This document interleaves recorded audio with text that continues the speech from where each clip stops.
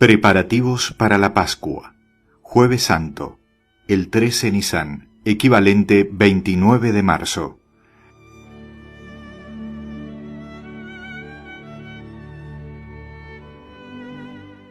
Ayer por la tarde, nuestro Señor tomó su última comida junto con sus amigos, en casa de Simón el leproso, en Betania, y allí mismo María Magdalena ungió por última vez con perfume los pies de Jesús. Judas se escandalizó, corrió a Jerusalén y conspiró con los príncipes de los sacerdotes para entregarles a Jesús. Después de la comida, Jesús volvió a casa de Lázaro, mientras algunos de los apóstoles se dirigían a la posada que se halla a la entrada de Betania. Por la noche, Nicodemo acudió de nuevo a casa de Lázaro y tuvo una larga conversación con el Señor. Volvió a Jerusalén antes del amanecer, y Lázaro lo acompañó durante un tramo del camino. Los discípulos le habían preguntado a Jesús dónde quería celebrar la Pascua. Hoy, antes del amanecer, nuestro Señor ha mandado a buscar a Pedro, a Santiago y a Juan. Les ha explicado con detalle todos los preparativos que deben disponer en Jerusalén y les ha dicho que, subiendo al monte Sión, encontrarían a un hombre con un cántaro de agua. Reconocerían a ese hombre, pues en la Pascua anterior, en Betania, fue él quien mandó preparar la comida para Jesús. Por eso, San Mateo dice, él les dijo, id a la ciudad a uno y decidle. El Maestro dice, mi tiempo está cerca, en tu casa haré la Pascua con mis discípulos. Después debían ser conducidos por este hombre al cenáculo y allí hacer los preparativos necesarios. Yo vi a los apóstoles subir a Jerusalén por una quebrada al sur del templo y al norte de Sión. En una de las vertientes de la montaña del templo había una hilera de casas, y ellos marcharon frente a esas casas, siguiendo el curso de un torrente. Cuando alcanzaron la cumbre del monte Sión, que es una montaña más alta que la montaña del templo, se encaminaron hacia el mediodía, y al principio de una pequeña cuesta encontraron al hombre que Jesús les había descrito. Fueron tras él y le dijeron lo que Jesús les había mandado. El hombre recibió con una gran alegría sus palabras, y les respondió que en su casa había sido ya dispuesta una cena, probablemente por Nicodemo, pero que hasta el momento él no había sabido para quién, y que se alegraba mucho de saber que era para Jesús.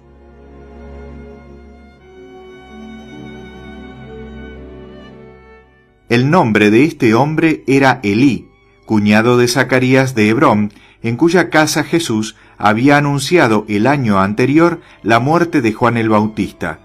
Elí tenía únicamente un hijo que era levita y amigo de San Lucas. Antes de que éste fuese llamado por nuestro Señor, y 5 hijas, todas ellas solteras. Todos los años acudía a la fiesta de Pascua con sus sirvientes, alquilaban una sala y preparaba la Pascua para todos aquellos que no tuvieran amigos con quienes hospedarse en la ciudad. Ese año había alquilado un cenáculo propiedad de Nicodemo y José de Arimatea. Mostró a los apóstoles dónde estaba y cuál era su distribución.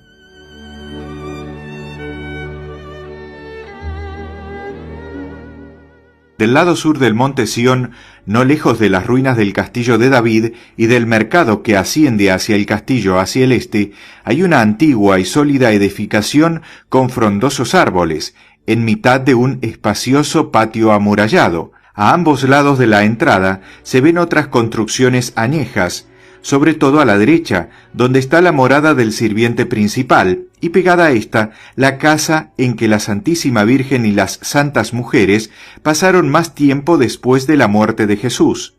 El cenáculo, que en otras épocas había sido más grande, fue residencia de los bravos capitanes de David, que allí se ejercitaban en el uso de las armas.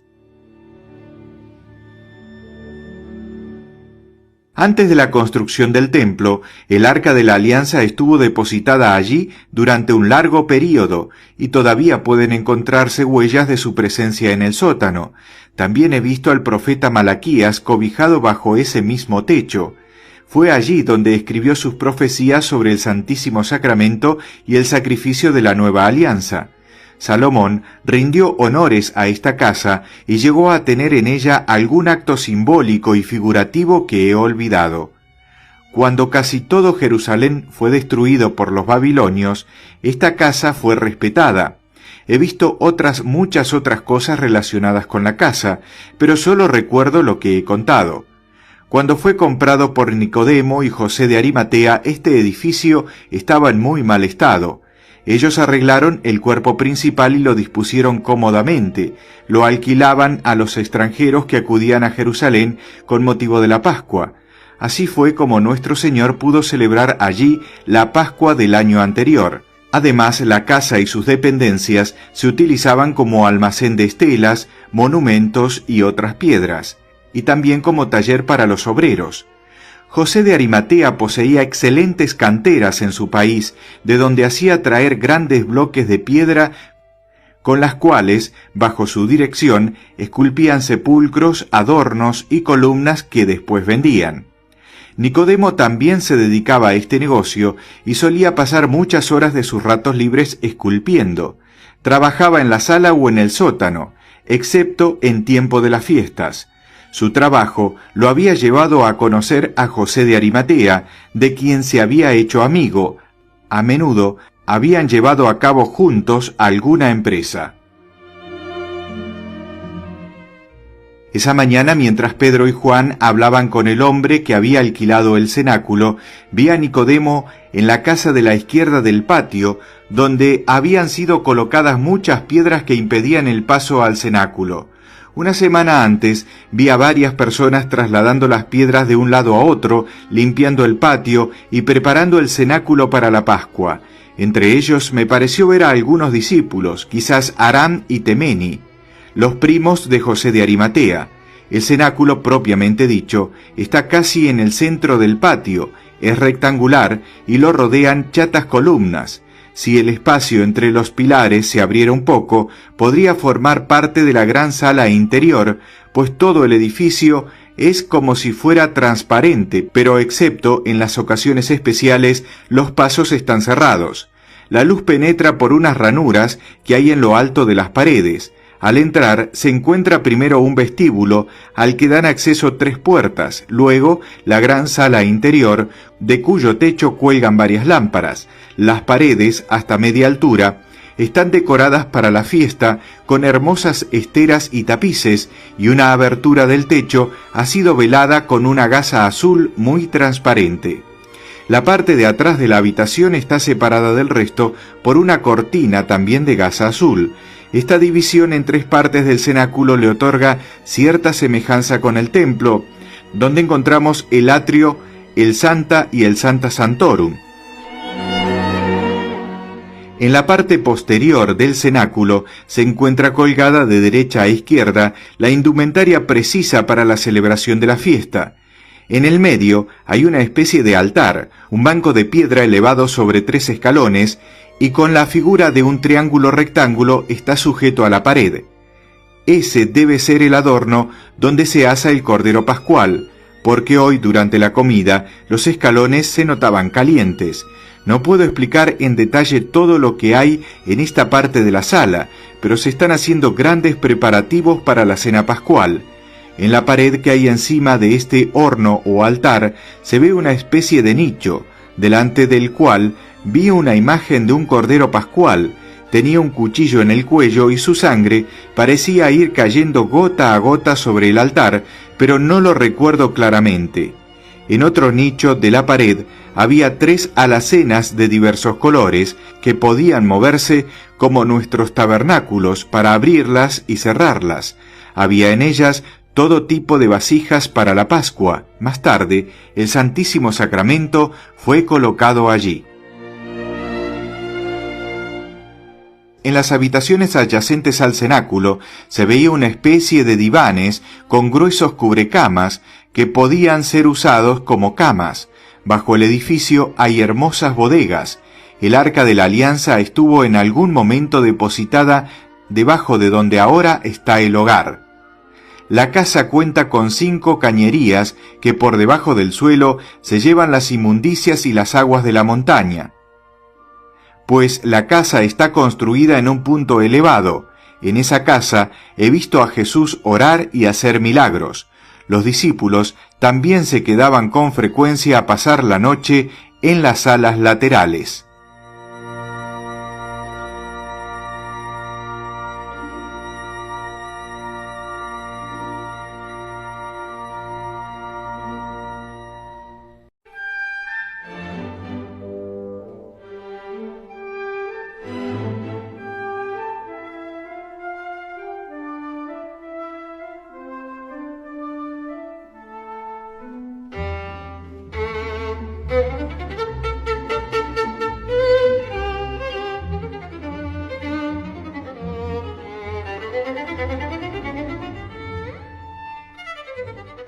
Preparativos para comer el Cordero Pascual.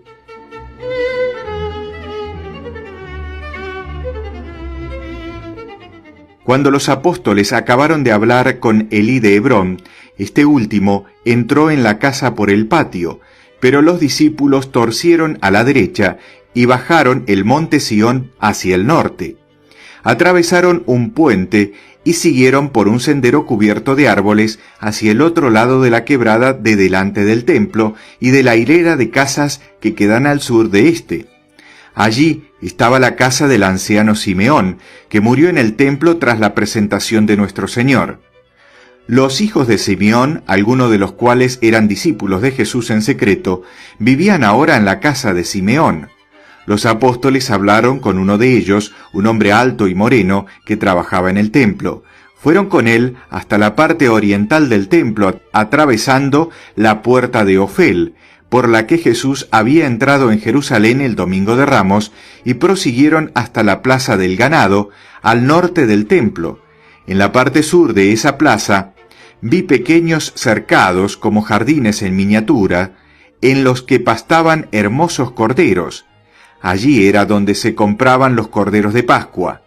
Yo vi al hijo de Simeón entrar en uno de estos cercados, y los corderos se acercaban a él como si lo conocieran. Escogió 4 que fueron llevados al cenáculo, donde empezaron a prepararlos.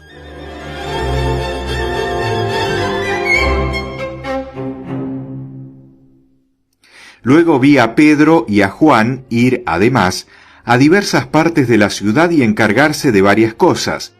También los vi delante de la puerta de una casa situada al norte del monte Calvario. Esa casa donde los discípulos de Jesús se alojaban casi siempre pertenecía a Serafia, que luego fue llamada Verónica. Pedro y Juan enviaron desde allí a algunos discípulos al cenáculo y les hicieron varios encargos que he olvidado.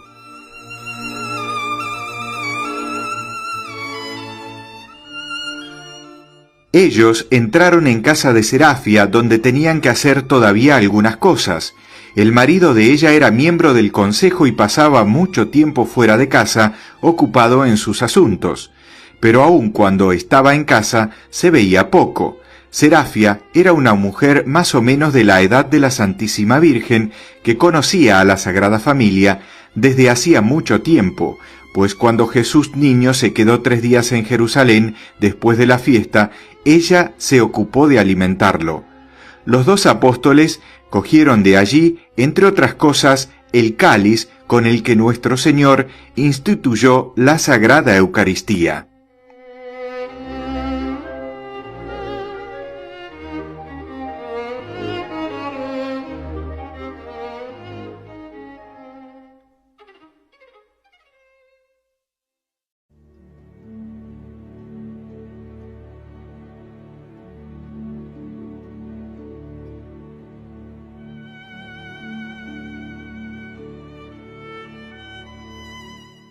El cáliz y la última cena.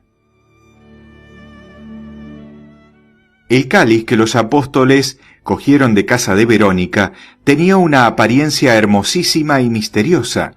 Había estado depositado mucho tiempo en el templo, entre otros objetos preciosos, y era muy antiguo, tanto que su origen y uso habían sido olvidados. Eso mismo ha pasado en la Iglesia cristiana, donde muchas joyas antiguas consagradas se han ido olvidando y cayendo en desuso. Muchas veces, enterradas en el polvo del templo, han sido encontradas vasijas antiguas y joyas que se han recompuesto y vendido. De este mismo modo, y porque Dios así lo quiso, se encontró este cáliz santo que nunca se ha podido fundir debido a que no se sabe de qué material está hecho. Fue hallado por los sacerdotes en el tesoro del templo, entre otros objetos que habían sido vendidos como antigüedades. Serafia lo compró y había sido utilizado ya muchas veces por Jesús en las celebraciones. Desde el día de la última cena pasó a ser custodiado por la Sagrada Comunidad Cristiana. Este cáliz no siempre había tenido el mismo aspecto, y quizá en esa ocasión de la cena habían reunido las diferentes piezas que lo componían. Colocaron el gran cáliz sobre una bandeja rodeado por 6 pequeñas copas. El cáliz contenía a su vez un recipiente menor sobre un plato, todo ello cubierto con una tapadera redonda. En el cáliz había insertada una cuchara que podía sacarse con facilidad. Todos estos diferentes vasos estaban envueltos en paños y metidos en una bolsa de cuero. Si no estoy equivocada, el gran cáliz se compone de la copa y del pie, que seguramente fue añadido con posterioridad, pues las dos partes son de distinto material. La copa tiene forma de pera, es maciza y oscura y muy bruñida. Tiene adornos dorados y 2 pequeñas asas para sujetarla. El pie es de oro puro, finamente labrado. En él está representada la figura de una serpiente y hay también un racimo de uva. En todo él se han engastado piedras preciosas. El gran cáliz quedó depositado en la iglesia de Jerusalén, cerca de Santiago el Menor, y veo que todavía está allí. Aparecerá un día como ya apareció antes. Otras iglesias se repartieron las pequeñas copas que lo rodeaban. Una de ellas está en Antioquía, otra en Éfeso. Pertenecían a los patriarcas, que bebían en ellas un misterioso brebaje antes de dar o recibir la bendición. Yo lo he visto muchas veces. El gran cáliz perteneció a la casa de Abraham.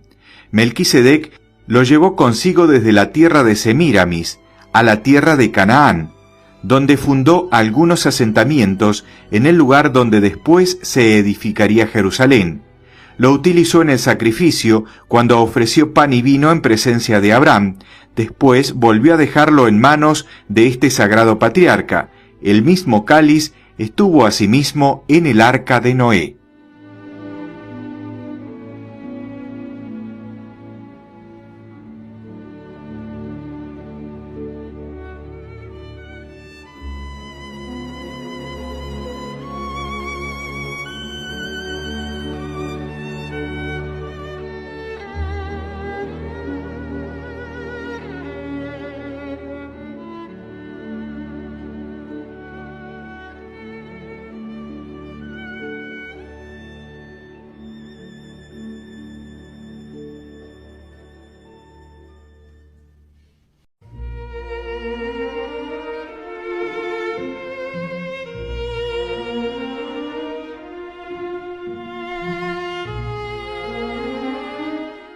Jesús entra en Jerusalén.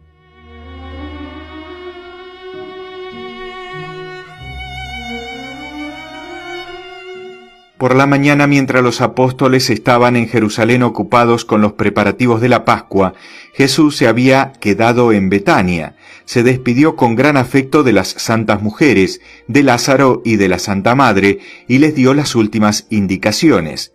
Yo lo vi al Señor hablar a solas con su madre, y le dijo, entre otras cosas, que había enviado a Pedro, el apóstol de la fe, y a Juan, el apóstol del amor, delante de él para preparar la Pascua en Jerusalén. Le dijo, hablando de Magdalena, cuyo dolor era inmenso, que su amor era muy grande, pero todavía de algún modo humano, y que por eso el dolor la ponía fuera de sí. Le habló también de la traición proyectada por Judas, y la Santísima Virgen rogó por él. Judas había dejado otra vez Betania para ir a Jerusalén, con el pretexto de pagar unas deudas. Corrió todo el día de un fariseo a otro y acordó el pago con ellos. Le mostraron quiénes serían los soldados encargados de prender a nuestro divino Salvador. Judas pensó sus excusas de modo que pudiera justificar su ausencia. Yo he visto todos sus cálculos y todos sus pensamientos. Era de natural activo y dispuesto, pero esas buenas cualidades topaban con la avaricia, la ambición y la envidia, pasiones que él no se esforzaba en combatir. En ausencia de Jesús, había incluso obrado milagros y curado enfermos.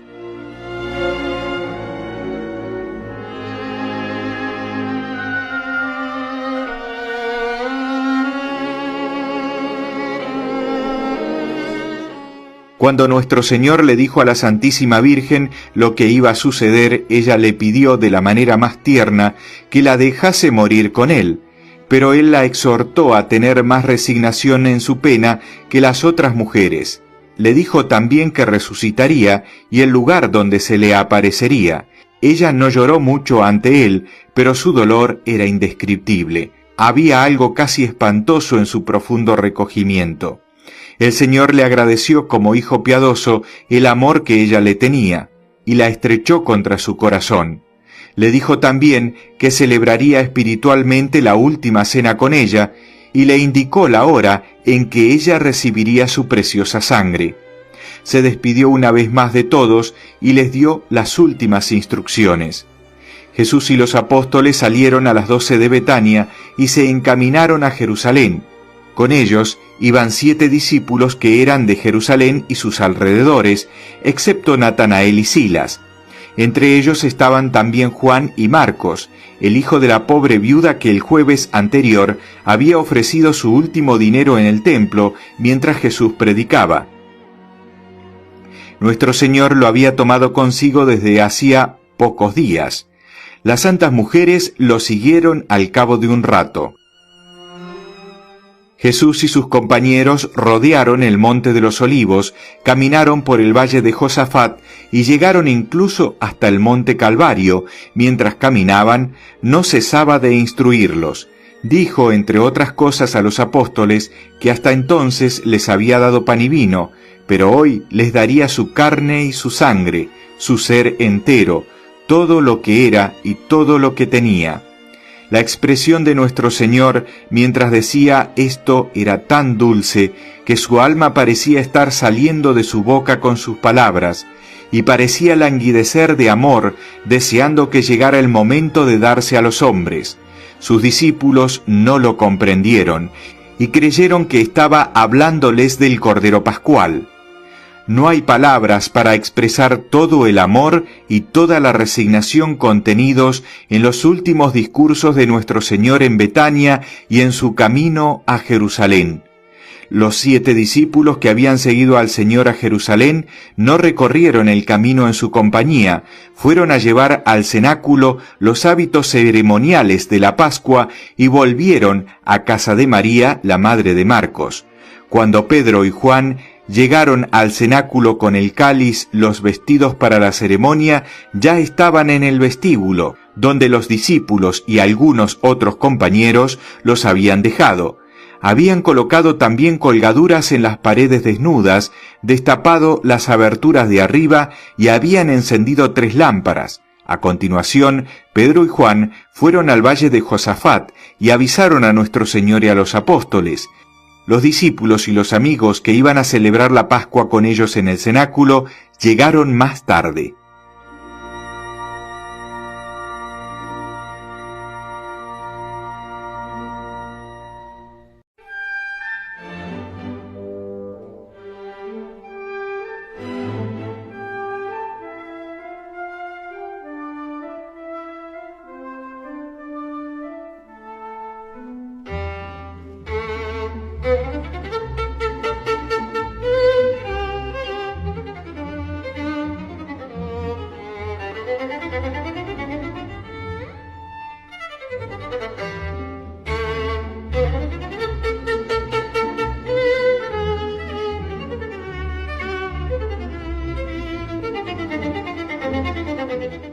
La última Pascua.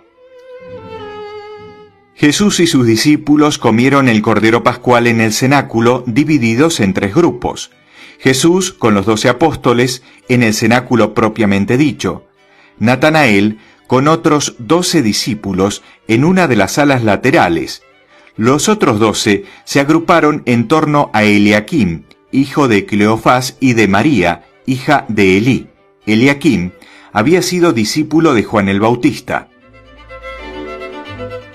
3 de los corderos habían sido sacrificados para ellos en el templo. El 4º cordero era inmolado en el cenáculo, y de éste comieron Jesús y los apóstoles. Judas no sabía eso porque, ocupado en sus artimañas, no había regresado hasta hacía poco, y no había estado presente cuando sacrificaron el cordero. El sacrificio del cordero destinado a Jesús y los apóstoles fue muy emocionante. Se llevó a cabo en el atrio del cenáculo.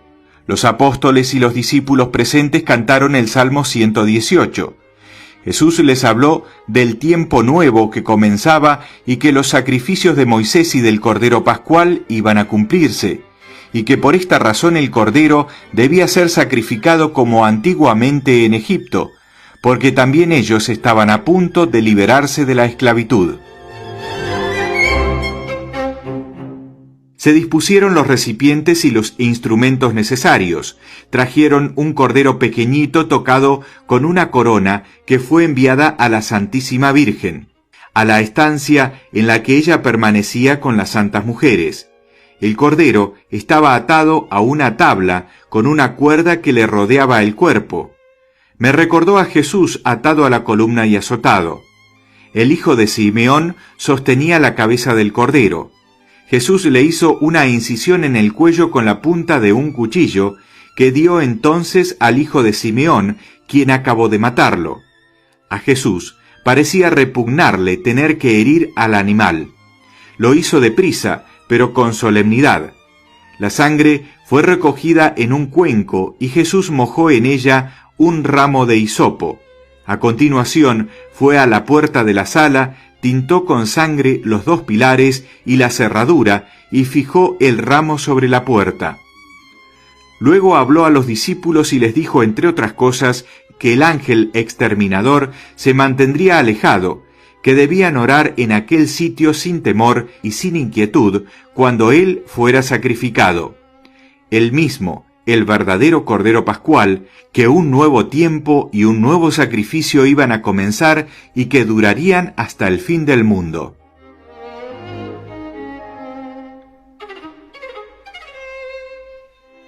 Después todos fueron al otro extremo de la sala, cerca del lugar donde debajo en otro tiempo había estado el arca de la alianza. El horno estaba encendido. Jesús echó la sangre sobre el lugar y lo consagró como un altar. Luego, seguido de los apóstoles, fue rodeando el cenáculo y lo consagró como un nuevo templo. Mientras tanto, todas las puertas permanecían cerradas. El hijo de Simeón había completado ya la preparación del cordero. Lo había colocado sobre una tabla con las patas de delante, cada una atada a un palo, y las de detrás juntas y extendidas. Recordaba a Jesús sobre la cruz, y fue metido en el horno para ser asado con los otros 3 corderos sacrificados en el templo.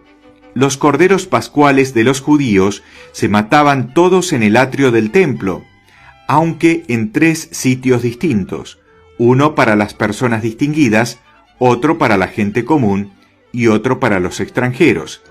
El cordero pascual de nuestro Señor no fue sacrificado en el templo, pero todo se hizo conforme a la ley. Jesús pronunció todavía otras palabras y dijo a sus discípulos que el cordero era solo un símbolo, que él era el verdadero Cordero Pascual y que sería sacrificado al día siguiente, y otras cosas que he olvidado.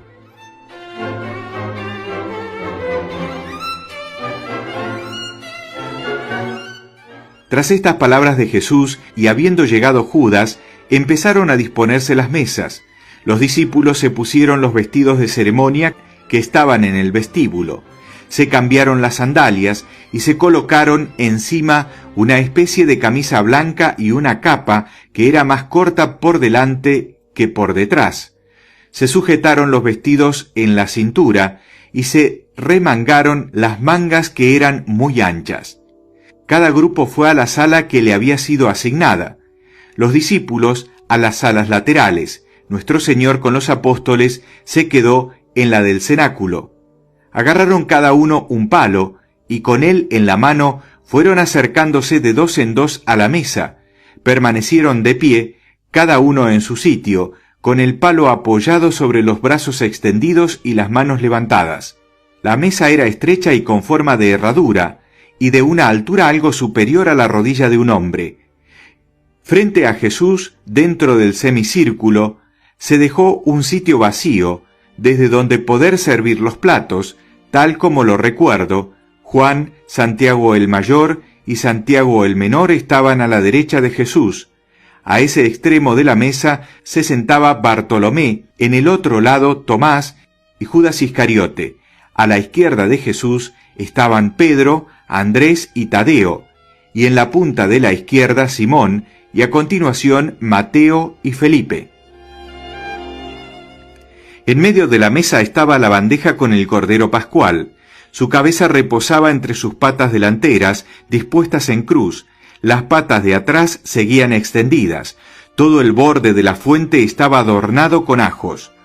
Junto a esta bandeja había un plato con la carne asada de Pascua, además de un plato con verduras y un segundo plato con manojitos de hierbas amargas que parecían hierbas aromáticas. Frente a Jesús había otra fuente con hierbas y un plato con una salsa oscura y espesa. Los discípulos tenían cada uno ante sí unos panes redondos y planos, sin levadura, en lugar de platos, y cuchillos de marfil. Después de la plegaria, el sirviente principal puso delante de Jesús sobre la mesa el cuchillo para cortar el cordero, y también una copa llena de vino. Luego llenó las otras 6 copas, situadas cada una entre 2 apóstoles. Jesús bendijo el vino y lo bebió. Los apóstoles compartían una copa entre 2. Nuestro Señor partió el cordero. Los apóstoles fueron recibiendo cada uno una porción sobre su pan. Lo comieron muy deprisa, separando la carne de los huesos con sus cuchillos de marfil y quemando después los huesos.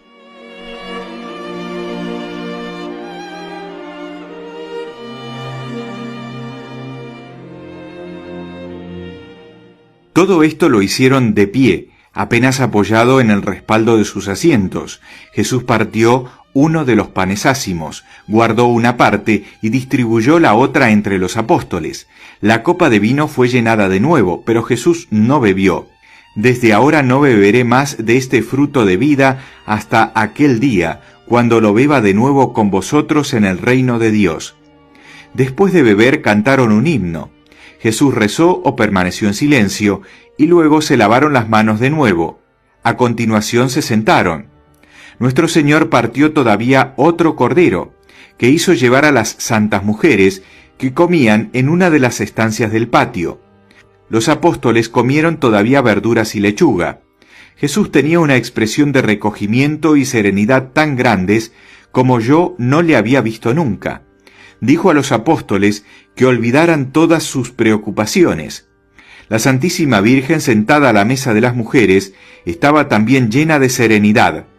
Cuando las demás mujeres se le acercaban y tiraban suavemente de su velo para llamar su atención y hablar con ella, sus movimientos manifestaban una gran placidez de espíritu. Al principio Jesús conversó afectuosamente con sus apóstoles. Después fue quedándose serio y melancólico y les dijo: «De cierto os digo que uno de vosotros me ha de entregar». Había solo una fuente con lechuga, y Jesús la repartía a los que estaban a su lado. Luego encargó a Judas, que estaba enfrente, que la distribuyera a los compañeros de su lado de la mesa. Cuando Jesús habló de un traidor, lo que llenó a todos de espanto, dijo: «Un hombre que mete la mano conmigo en el mismo plato, ese me ha de entregar. Lo que significaba, uno de los 12 que están comiendo y bebiendo conmigo, uno de los que comparten mi pan. No señaló claramente a Judas ante los otros, pues meter la mano en el mismo plato era una expresión que también quería decir que se tenía la mayor intimidad. Sin embargo, quería que Judas, que había metido la mano en el mismo plato que el Señor para repartir la lechuga, se diera por enterado. Jesús añadió: «El Hijo del Hombre se va, como está escrito de él, mas ay de aquel por quien el Hijo del Hombre es entregado. Bueno le fuera al tal hombre no haber nacido». Los apóstoles, muy turbados, le preguntaban a la vez: «Señor, ¿soy yo?», pues no comprendían del todo las palabras de Jesús. Pedro, por señas, le pedía a Juan que le preguntara a nuestro Señor de quién hablaba, pues habiendo sido reconvenido por Jesús, temía que se estuviese refiriendo a él. Juan, que estaba a la derecha de Jesús y apoyado en el brazo izquierdo, comía con la mano derecha, recostó su cabeza en el pecho de Jesús y le preguntó: «Señor, ¿quién es?». Yo no vi que Jesús le dijera de palabra, pero dijo: «Es aquel a quien le doy el pan que he mojado». No sé si se lo susurró a Juan, pero éste lo supo en cuanto Jesús mojó el pedazo de pan y se lo ofreció afectuosamente a Judas, quien a su vez preguntó: «¿Soy yo, Señor?». Jesús lo miró con amor y le dio una respuesta ambigua. Entre los judíos, ofrecer pan era una prueba de amistad y de confianza.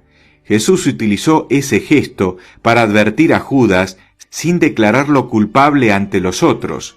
Sin embargo, Judas se consumía de rabia.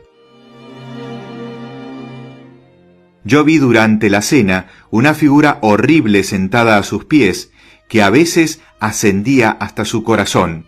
No vi que Juan le repitiera a Pedro lo que nuestro Señor había dicho, pero lo tranquilizó con la mirada.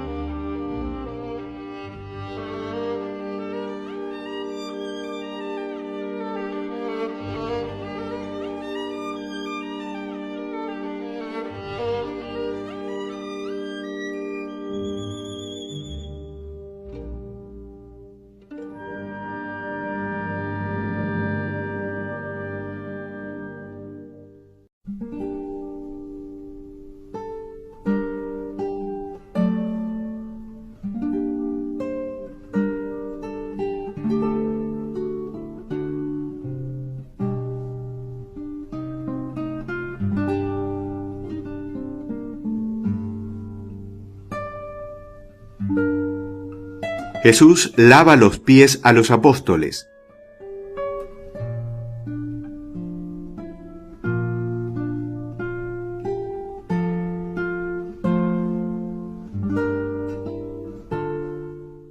Todos se sentaron a la mesa y mientras recomponían sus ropas, como era usual antes del oficio solemne, el sirviente principal entró con 2 criados para quitar la mesa. Jesús le pidió que llevara agua al atrio y el sirviente se fue de la sala con sus criados. Jesús, de pie, entre los apóstoles, les habló algún tiempo con solemnidad.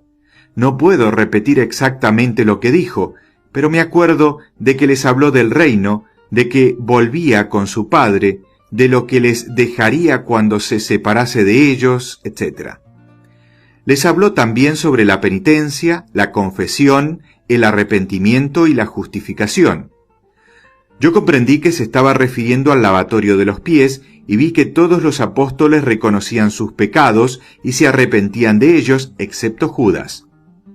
Este discurso fue también largo y solemne, y cuando acabó, Jesús envió a Juan y a Santiago el menor a buscar el agua al vestíbulo y les dijo a los apóstoles que colocaran las sillas en semicírculo.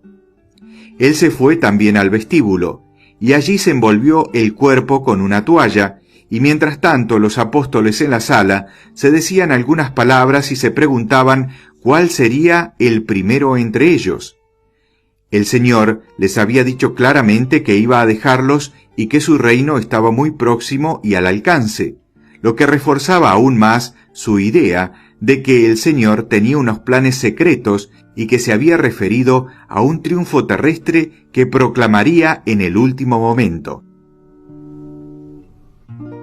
Mientras Jesús en el vestíbulo mandó a Juan que recogiera una jofaina y a Santiago un cántaro lleno de agua y que lo siguieran a la sala, a donde el sirviente principal había llevado otra jofaina vacía. Jesús, ataviado de un modo tan humilde, les reprochó la disputa que se había suscitado entre ellos y les dijo, entre otras cosas, que él mismo era su servidor y que se sentaran para que él les lavara los pies. Tomaron asiento en el mismo orden que habían estado sentados a la mesa.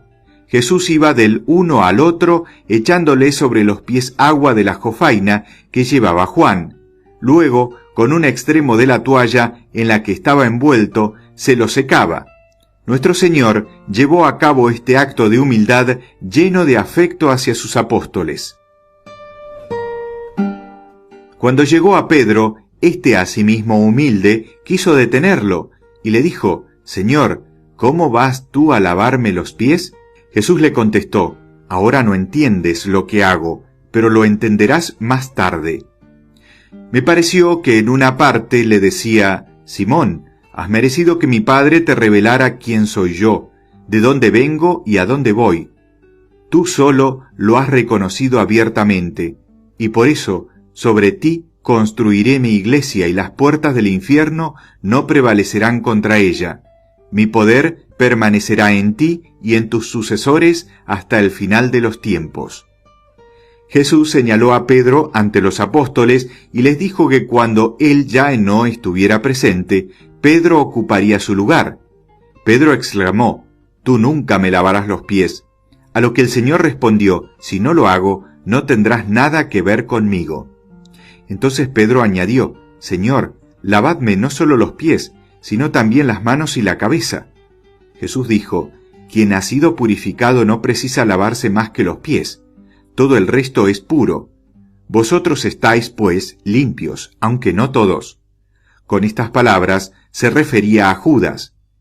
Jesús había hablado del lavatorio de los pies como de un símbolo del perdón de las culpas cotidianas, porque los pies están sin cesar en contacto con la tierra, y si no se los limpia constantemente, siempre están sucios.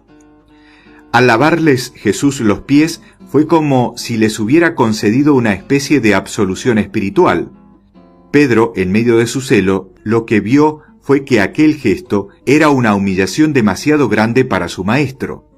Él no sabía que al día siguiente, para salvarlo, Jesús se sometería a la ignominiosa muerte en la cruz.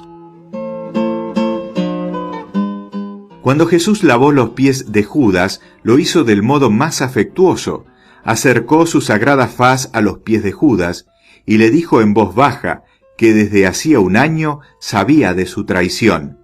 Judas fingía no oírlo y hablaba con Juan, lo que hizo que Pedro se irritara y no pudiera evitar decirle, «Judas, el Maestro te está hablando».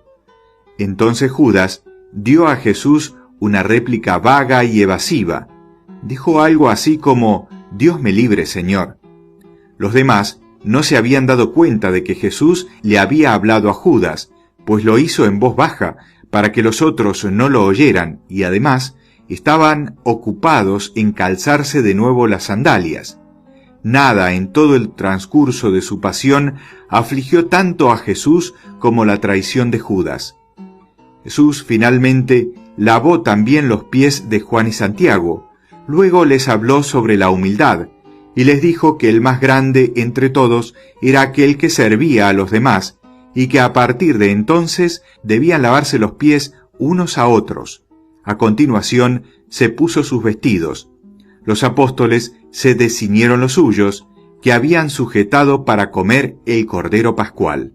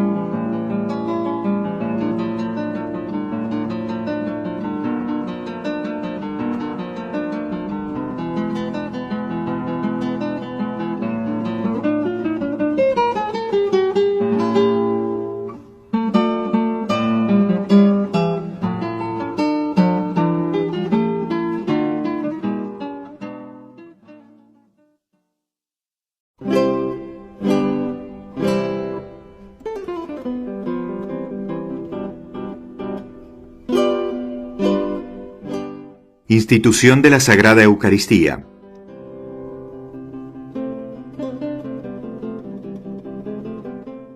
Según indicaciones de nuestro Señor, el sirviente principal volvió a disponer de nuevo la mesa, que habían retirado un poco. Colocándola en medio de la sala, puso sobre ella una jarra llena de agua y otra llena de vino. Pedro y Juan fueron a la parte de la sala en donde estaba el horno del Cordero Pascual, a buscar el cáliz que habían traído desde casa de Serafia y que habían guardado en su bolsa. Lo sujetaron entre los dos a la manera de un tabernáculo y lo dejaron sobre la mesa delante de Jesús. Había también allí una fuente ovalada con 3 panes sin levadura dispuestos sobre un paño de lino, junto con el medio pan que Jesús había guardado de la cena pascual. A su lado tenía asimismo un jarro con agua y vino y 3 recipientes, uno con aceite espeso, otro con aceite claro y el tercero vacío. Desde tiempos inmemoriales se observaba la costumbre de comer del mismo pan y beber de la misma copa al finalizar la comida, como signo de fraternidad y amor, y para dar la bienvenida o despedirse. Creo que en las Sagradas Escrituras se habla más de esto. En la última cena Jesús elevó esa costumbre que hasta entonces había sido un rito simbólico y figurativo a la dignidad del más grande sacramento. Posteriormente, entre los cargos presentados ante Caifás a partir de la traición de Judas, Jesús fue acusado de haber introducido una novedad en la ceremonia de Pascua. Sin embargo, Nicodemo demostró cómo en las Escrituras eso ya constaba como una práctica antigua.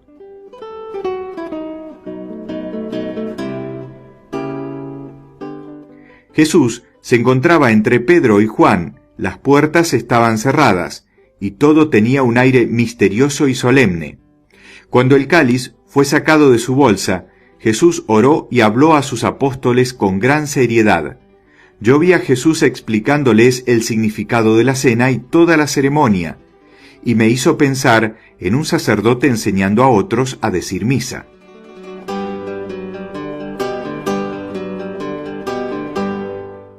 Jesús tenía delante una bandeja en la cual reposan los vasos, y tomando el paño de lino blanco que cubría el cáliz, lo extendió sobre la bandeja. Después le vi quitar de encima del cáliz una tapa redonda y ponerla sobre la misma bandeja. A continuación retiró el paño que cubría los panes ácimos y los puso sobre ellos. Sacó también de dentro del cáliz una copa más pequeña y repartió a su derecha y a su izquierda las 6 copas de que estaba rodeado. Bendijo entonces el pan y el aceite.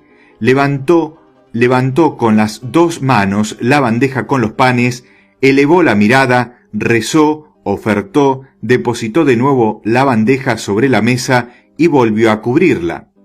Tomó luego el cáliz, hizo que Pedro echara vino en él y que Juan añadiera un poco de agua que Jesús había bendecido antes. A continuación bendijo el cáliz, lo elevó orando, lo ofreció y lo colocó de nuevo sobre la mesa. Juan y Pedro le echaron un poco de agua sobre las manos, encima del plato en el que habían estado los panes. Jesús recogió con la cuchara insertada en el pie del cáliz un poco del agua vertida sobre sus manos y la vertió a su vez sobre las de ellos. Después, el plato fue dando la vuelta a la mesa y todos se lavaron las manos sobre él. Todo esto me recordó extraordinariamente el sagrado sacrificio de la misa. Mientras tanto, Jesús se mostraba cada vez más tierno y afectuoso con sus discípulos. Les repitió que iba a darse a ellos entero, todo lo que él tenía, es decir, él mismo, como si estuviera transido de amor.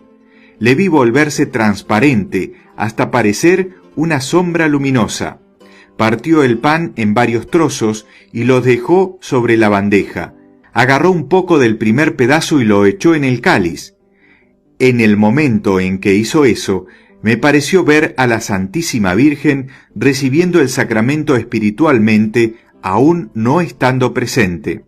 No sé cómo, pero me pareció verla entrar caminando sin tocar el suelo y llegar hasta donde estaba nuestro Señor para recibir de él la Sagrada Eucaristía. Después ya no la vi más. Aquella mañana en Betania, Jesús le había dicho que celebraría la Pascua con ella en espíritu, y le había indicado la hora en que debía ponerse a orar para recibir la Eucaristía. Jesús rezó y les enseñó aún unas cuantas cosas más. Sus palabras salían de su boca como un fuego luminoso, y como tal entraban en los apóstoles, en todos excepto en Judas. Cogió la bandeja con los trozos de pan y dijo: «Tomad y comed, este es mi cuerpo, que será entregado por vosotros». Extendió la mano derecha en señal de bendición, y mientras lo hacía, todo él resplandecía. Sus palabras eran luminosas, y el pan entraba en la boca de los apóstoles como una sustancia brillante. Yo vi cómo la luz penetraba en todos ellos. Solo Judas permanecía en tinieblas. Jesús ofreció primero el pan a Pedro, después a Juan, y a continuación hizo señas a Judas para que se acercara. Judas recibió el sacramento en tercer lugar, pero las palabras de nuestro Señor parecían huir de la boca del traidor y volver a él. Esa visión me perturbó tanto que no pude describir mis sentimientos. Jesús le dijo: «Haz cuanto antes lo que tienes que hacer». Después administró el sacramento a los demás apóstoles, que fueron aproximándose de dos en dos. Jesús sujetó el cáliz por sus dos asas y lo elevó hasta su cara. Pronunció las palabras de consagración. Mientras lo hacía, se lo veía transfigurado y transparente, como si todo su ser lo hubiera abandonado para pasar a estar contenido en el pan y el vino. Dio de beber a Pedro y a Juan del cáliz que sostenía en la mano, y luego lo dejó de nuevo sobre la mesa. Juan vertió la divina sangre del cáliz en las copas pequeñas, y Pedro se las entregó a los apóstoles, que bebieron dos de la misma copa. Creo que Judas también bebió un sorbo del cáliz. Después ya no volvió a su sitio, sino que se fue inmediatamente del cenáculo. Los demás creyeron que iba a cumplir un encargo de Jesús. Se fue sin rezar y sin dar gracias. Con la gran ingratitud que supone retirarse sin dar gracias después del pan cotidiano, mucho más tras haber recibido el pan de vida eterna de los ángeles. Durante toda la cena estuve viendo al lado de Judas una figura terrorífica, cuyos pies eran como un hueso seco. Pero cuando Judas entró a la puerta del cenáculo, vi 3 demonios a su alrededor. Uno entraba en la boca, el otro le daba prisa y el tercero corría ante él. Era de noche y parecían irle alumbrando el camino. Judas corría como un insensato. Nuestro Señor echó un resto de la divina sangre que había quedado en el fondo del cáliz a la pequeña copa que había estado en su interior. Después puso sus dedos sobre el cáliz, y Pedro y Juan echaron de nuevo agua y vino sobre ellos. Después les dio a beber otra vez del cáliz, y lo que quedó lo echó en las copas y lo repartió entre los demás apóstoles. A continuación, Jesús limpió el cáliz, metió dentro la copa pequeña en la que había guardado el resto de la sangre divina, puso encima la bandeja con lo que quedaba del pan consagrado, le colocó la tapadera, envolvió el cáliz y lo situó en medio de las 6 copas. Yo vi cómo, después de la resurrección, los apóstoles comulgaban con los restos del Santísimo Sacramento. No recuerdo que el Señor comiera o bebiera el pan y el vino consagrados. Tampoco vi que Melquisedec lo hiciera cuando ofreció él también pan y vino. Pero sé que los sacerdotes participan del sacramento aunque Jesús no lo hiciera. Si los ángeles la hubieran distribuido, ellos no hubieran participado de la Eucaristía. Pero si los sacerdotes no participaran, lo que queda de la Eucaristía se perdería, así que lo hacen para preservarla. Había una indescriptible solemnidad en todo lo que Jesús hizo durante la Sagrada Eucaristía, y cada uno de sus movimientos estaba lleno de majestad. Vi que los apóstoles anotaban cosas en unos pequeños trozos de pergamino que llevaban consigo. Varias veces durante la ceremonia los vi también inclinarse unos ante otros, como hacen nuestros sacerdotes.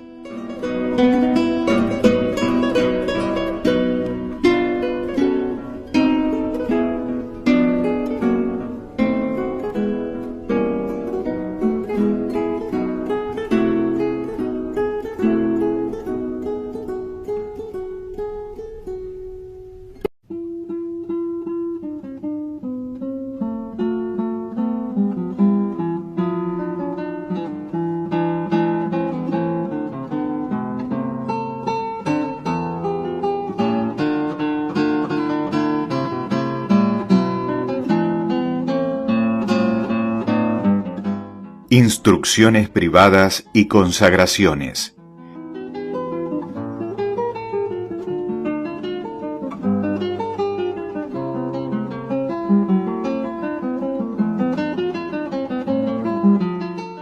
Jesús dio a sus apóstoles unas instrucciones privadas.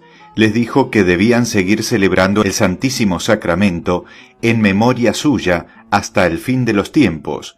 Les enseñó cómo usarlo y cómo transmitirlo, y de qué modo, gradualmente, debían enseñar y hacer público este misterio. Les enseñó cuándo debían comer el resto de los elementos consagrados, cuándo debían darle parte de ellos a la Santísima Virgen, y cómo consagrar ellos mismos, cuando les hubiese enviado el divino consuelo. Después les habló del sacerdocio, de la sagrada unción, de la preparación del crisma y de los santos óleos. Había 3 recipientes, 2 de ellos contenían una mezcla de aceite y de bálsamo. Les enseñó a hacer esta mezcla, a qué partes del cuerpo se debía aplicar y en qué ocasiones. Recuerdo, entre otras cosas, que citó un caso en que la Sagrada Eucaristía no debía ser administrada. Puede que fuera en la extremaunción. Mis recuerdos no están claros en este punto. Habló de diferentes tipos de unción, sobre todo de la de los reyes, y dijo que incluso los reyes inicuos, al ser ungidos, recibían de la unción especiales poderes. Puso un poco de ungüento y de aceite en un recipiente vacío y los mezcló. No puedo decir con total seguridad si fue entonces o al consagrar el pan cuando bendijo el aceite.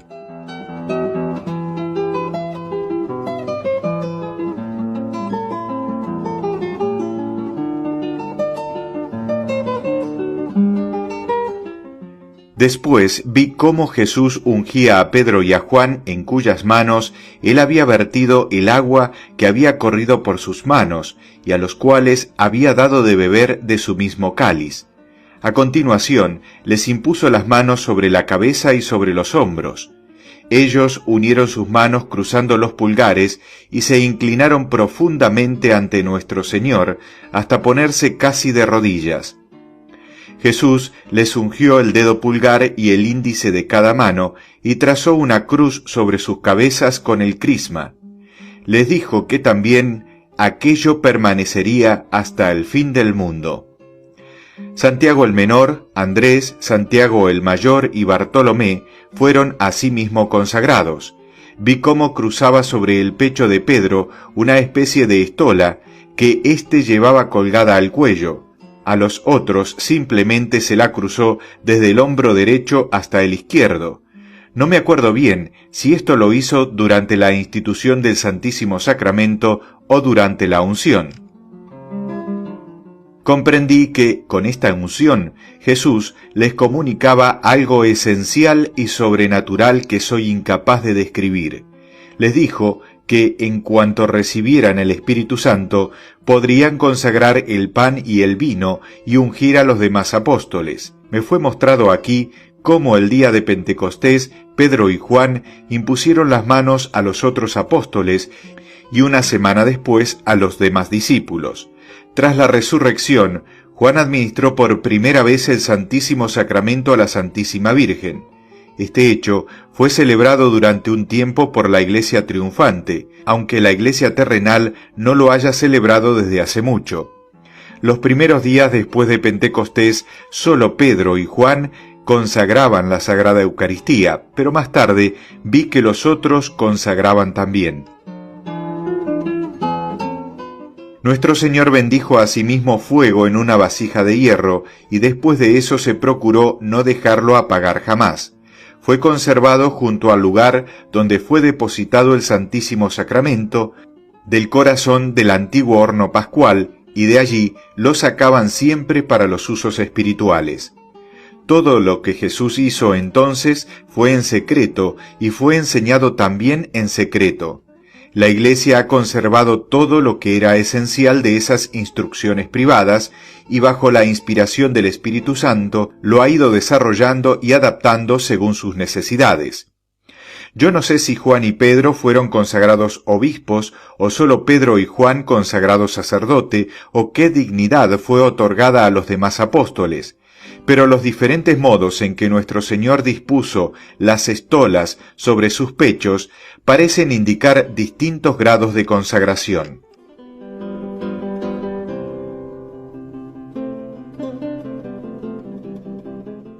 Cuando estas ceremonias concluyeron, el cáliz que estaba junto a la vasija del crisma fue cubierto, y Pedro y Juan llevaron el Santísimo Sacramento a la parte más retirada de la sala, que estaba separada del resto por una cortina de gasa azul, y desde entonces aquel lugar fue el santuario.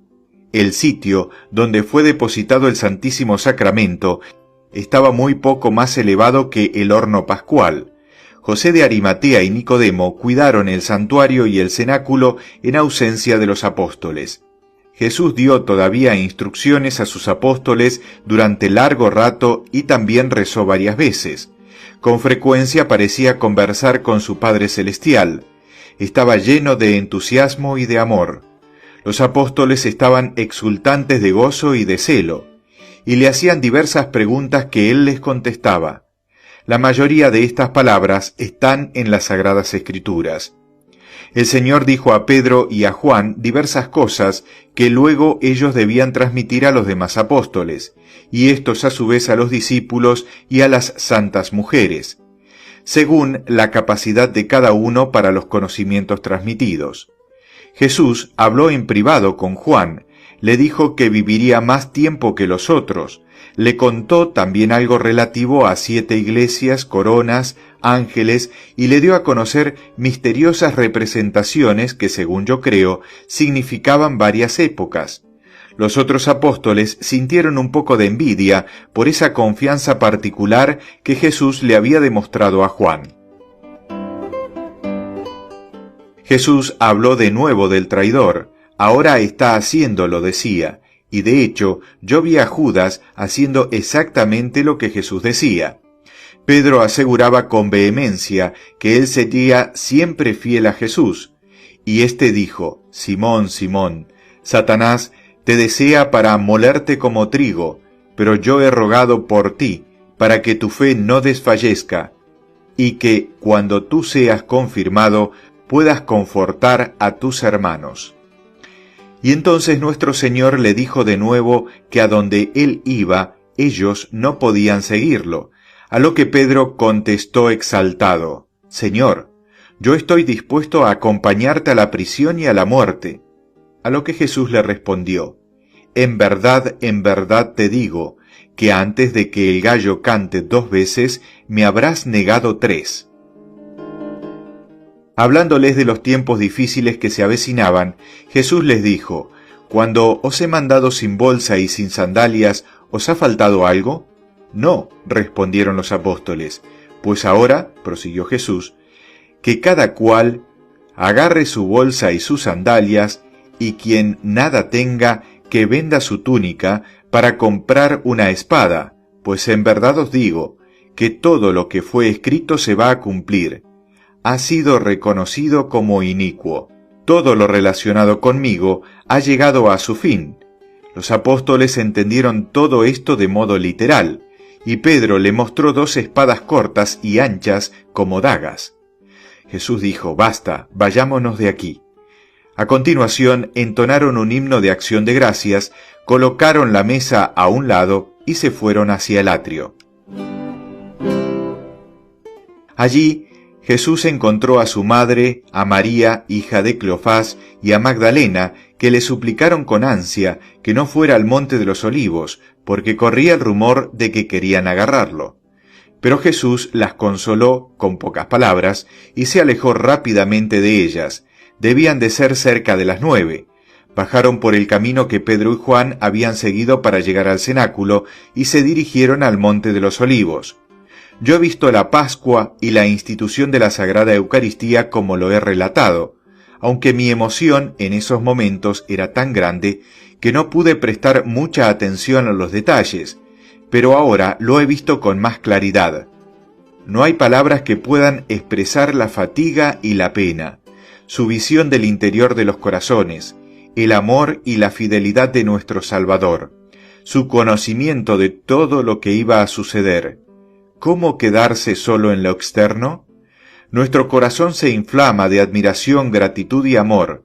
La ceguera de los hombres es incomprensible, y nuestra alma se ve sobrepasada por la conciencia de la ingratitud del mundo entero y por sus propios pecados. La ceremonia de la Pascua fue celebrada por Jesús de total conformidad con la ley. Los fariseos tenían por costumbre añadir algunos minutos y ceremonias suplementarias.